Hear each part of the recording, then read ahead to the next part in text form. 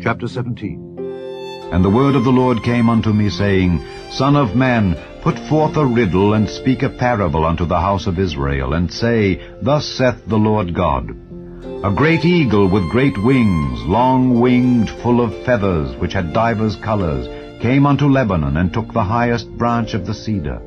He cropped off the top of his young twigs, and carried it into a land of traffic. He set it in a city of merchants. He took also of the seed of the land, and planted it in a fruitful field. He placed it by great waters, and set it as a willow tree. And it grew and became a spreading vine of low stature, whose branches turned toward him, and the roots thereof were under him. So it became a vine, and brought forth branches, and shot forth sprigs.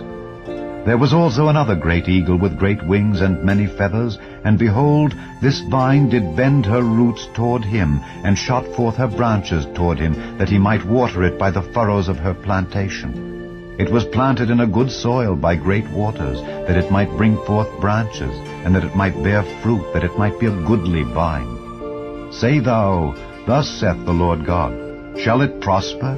Shall he not pull up the roots thereof, and cut off the fruit thereof, that it wither?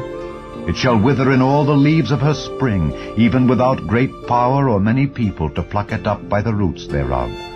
Yea, behold, being planted, shall it prosper? Shall it not utterly wither when the east wind toucheth it? It shall wither in the furrows where it grew. Moreover the word of the Lord came unto me, saying, Say now to the rebellious house, Know ye not what these things mean? Tell them, Behold, the king of Babylon is come to Jerusalem, and hath taken the king thereof and the princes thereof, and led them with him to Babylon, and hath taken of the king's seed, and made a covenant with him, and hath taken an oath of him. He hath also taken the mighty of the land, that the kingdom might be base, that it might not lift itself up, but that by keeping of his covenant it might stand. But he rebelled against him in sending his ambassadors into Egypt, that they might give him horses and much people. Shall he prosper? Shall he escape that doeth such things? Or shall he break the covenant and be delivered? As I live, saith the Lord God, surely in the place where the king dwelleth that made him king, whose oath he despised and whose covenant he brake, even with him in the midst of Babylon he shall die. Neither shall Pharaoh with his mighty army and great company make for him in the war, by casting up mounts and building forts, to cut off many persons. Seeing he despised the oath by breaking the covenant, when lo he had given his hand, and hath done all these things, he shall not escape. Therefore thus saith the Lord God, As I live, surely mine oath that he hath despised, and my covenant that he hath broken, even it will I recompense upon his own head. And I will spread my net upon him, and he shall be taken in my snare, and I will bring him to Babylon, and will plead with him there for his trespass that he hath trespassed against me. And all his fugitives with all his bands shall fall by the sword, and they that remain shall be scattered toward all winds.